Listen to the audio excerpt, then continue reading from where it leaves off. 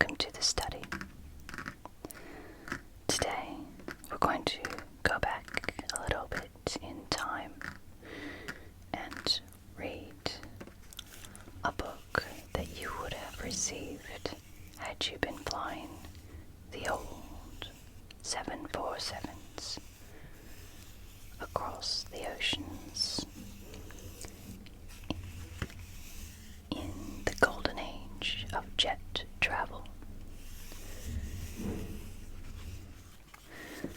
So if you were sitting comfortably in your seat, the stewardess would come through and she would ask if you wanted anything to read, newspapers, magazines, and for the kids, some books that were printed, in this case, by the TransWorld Airlines Flying Library.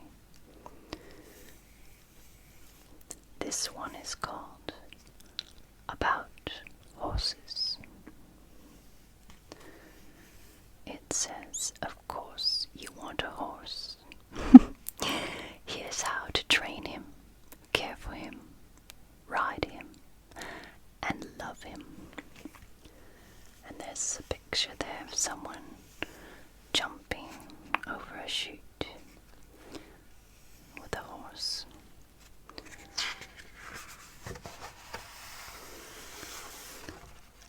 The publisher wishes to thank Dan Galbraith of Darby Dan Farms, Columbus, Ohio, and Lexington, Kentucky, for his expert help in preparing this book.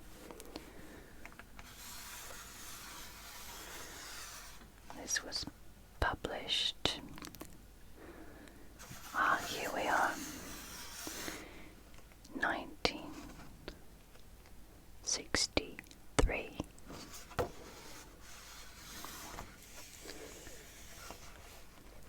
At last, you're going to have a horse of your own.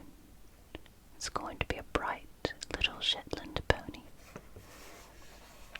or a high-spirited hunter, or a kind of sensible middle-aged horse. Or wouldn't it be wonderful if you could have an Arabian, or a Tennessee walking horse, or a prize American saddle horse? Let's talk about them all. Maybe you'll decide that you want a pony for your very first horse. I like Shetland ponies, they're so cute. You know, a pony isn't just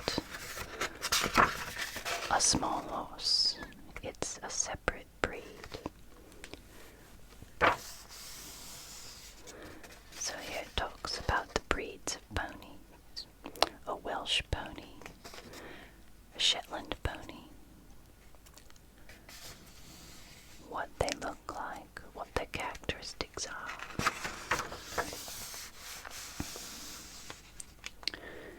And about horsemanship. Now you've chosen your friend. Where is he going to live?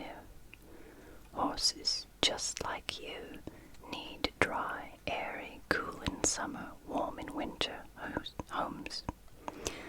He'll want a space about 12 feet by 12 feet. And it talks about how to care for your horse.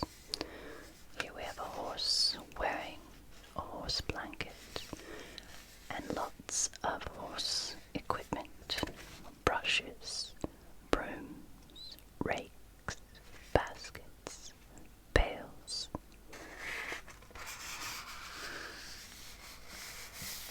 And one of the best parts, the anatomy of a horse. The numbers tell you what the parts are: forelock, forehead, nostril, lips, chin, bars of jaw, cheek. 8 is the throttle. That's interesting, isn't it? Let's see if there's any other interesting ones. Cannon. Yep, the cannon.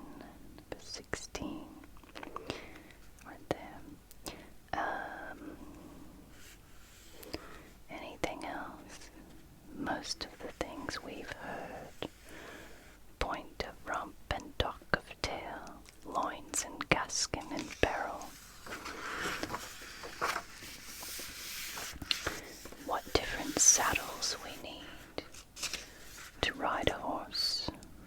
Spanish, Western, and English. And the different styles of riding.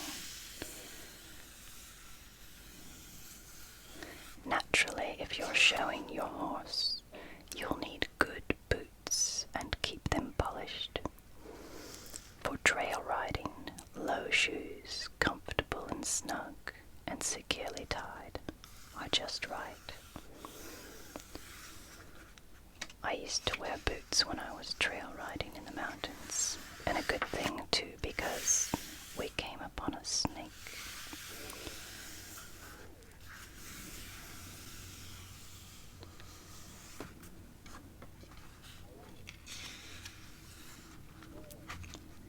Your head and heart keep up, your hands and heels keep down, your knees close to your horse's sides, your elbows close to your own. The Irish proverb of good riding side. And mounting the horse is a very beautiful Appaloosa, it looks like. So how to get up onto the horse?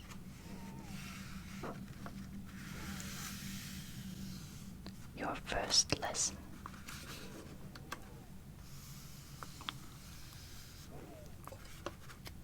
Different movements of the horse as it's walking, trotting, and running.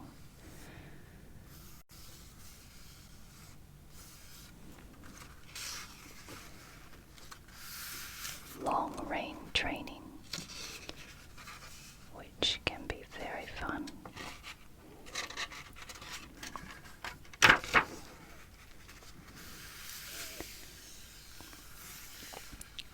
Now we're looking at these species and the evolution of horses. He found his way at last across the land bridge between Asia and North America, where the Bering Straits are now, and he's the direct ancestor of your horse, the Mesohippus.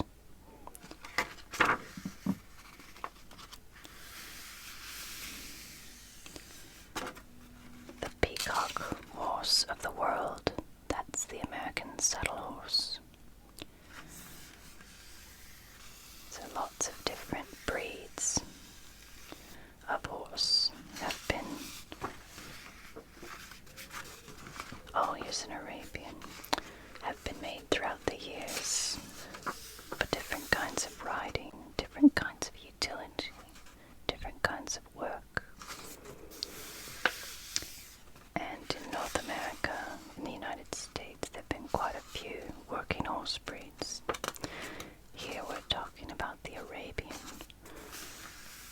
and I'm surprised they've only devoted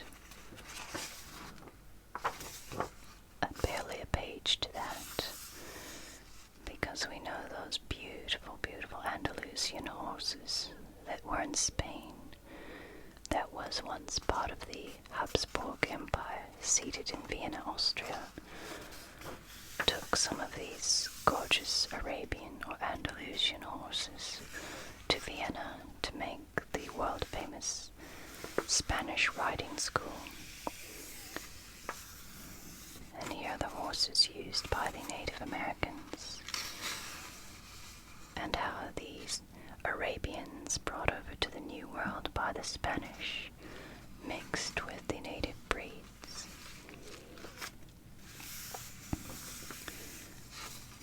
Here we are, the Lipizan. Perhaps you've seen the movies and photographs of the beautiful Lipizaners of Vienna, the Lipizzaner. For centuries, these specially bred white horses have been trained to move as precisely as ballet dancers, to turn on their hind legs, rear at command,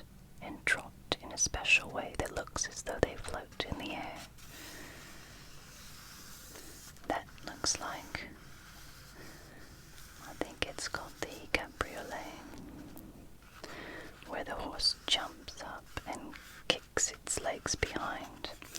Originally a move designed in the Middle Ages to unhorse an enemy knight. All these beautiful movements those horses can do. And all of the different horses. What color is a horse? The names are almost like poetry. Just listen.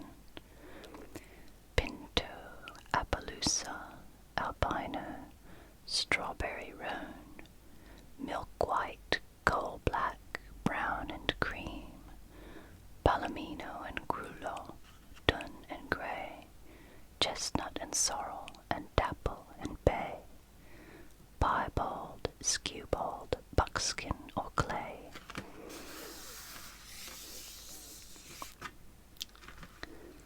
A tough, lively brown and white Shetland pony, or a tall, rangy black, or perhaps a smoke-colored cow pony. Whatever you choose, train him right, ride him well, and happy trails to you both.